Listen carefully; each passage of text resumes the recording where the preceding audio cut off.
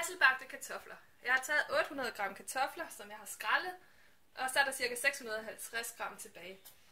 Så tager jeg en kartoffel og skærer halvt ned igennem kartoflerne med 2-3 mm mellemrum.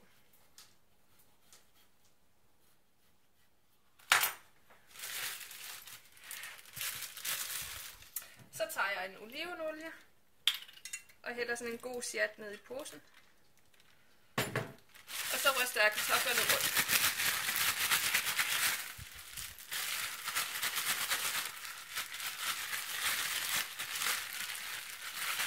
Når alle kartoflerne de er smurt ind i olie, så hælder jeg dem ud i kurven til ActiFry.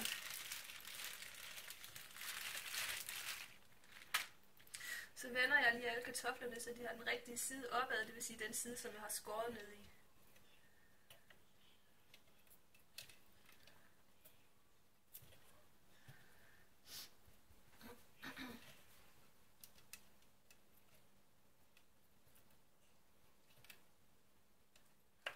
Så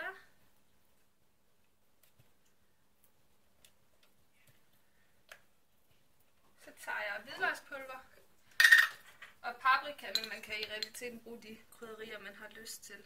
Og så drysser jeg.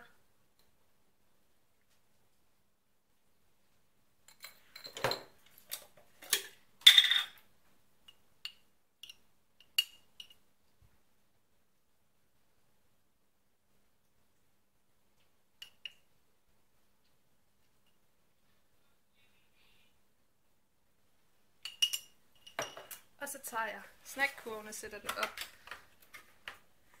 i ActiFry. Så skal kartoflerne have cirka 40 minutter.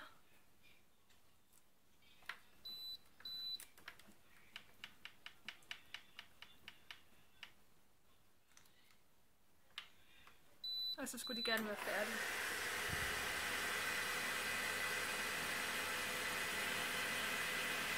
Så er de hasselbagte kartofler færdige, og der er gået knap 40 minutter. Velbekomme.